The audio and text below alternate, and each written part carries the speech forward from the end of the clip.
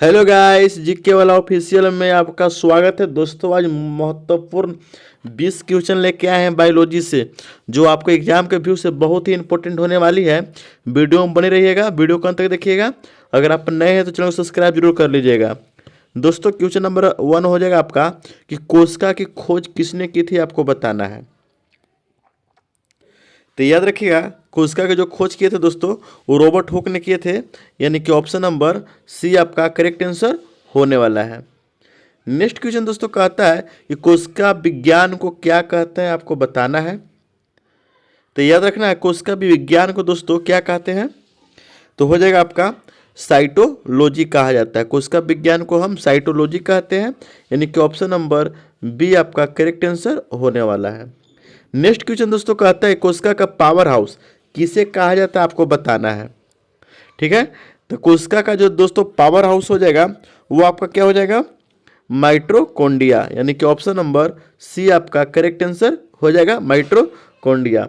Next question दोस्तों कहता है कि पौधे की कोशिका में भोजन का निर्माण कहाँ होता है दोस्तों, उसके बारे में आपको बताना है। तो याद रखिएगा, पौधे की जो कोशिका में भोजन का निर्माण होता है वो आपका कहाँ होता है, तो क्लोरोप्लास्ट में होता है, यानी कि ऑप्शन नंबर बी आपका करेक्ट आंसर होने वाला है। नेक्स्ट क्वेश्चन दोस्तों कहता है कि कोशिका भित्ति किससे बनी होती है, आपको बताना है।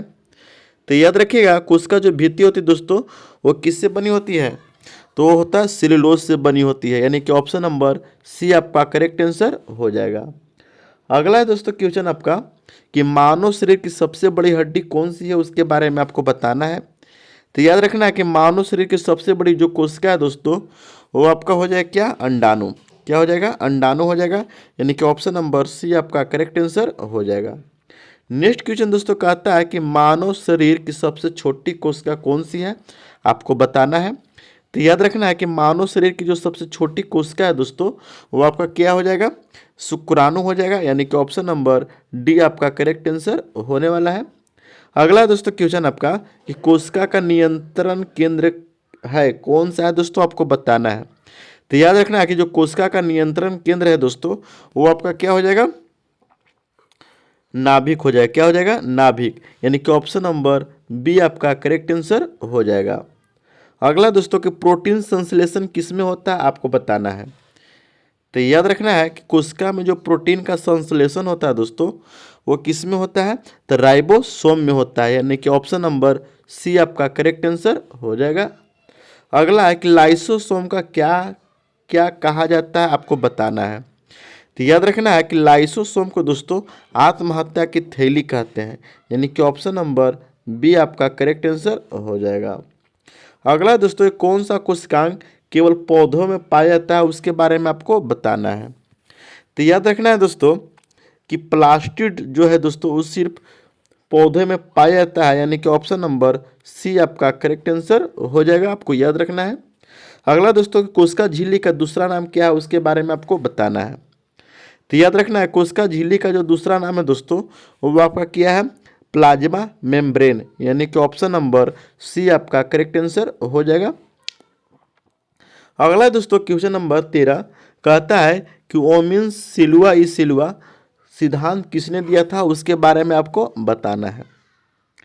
तो याद रखिएगा दोस्तों यह बिरचू ने दिया था, यानी कि ऑप्शन नंबर सी आपका करेक्ट आंसर हो जाएगा, आपको याद रखना है। अगला दोस्तों क्वेश्चन कि प्रोकैरियोटिक कोशिका में क्या नहीं होता है, उसके बारे में आपको बताना है।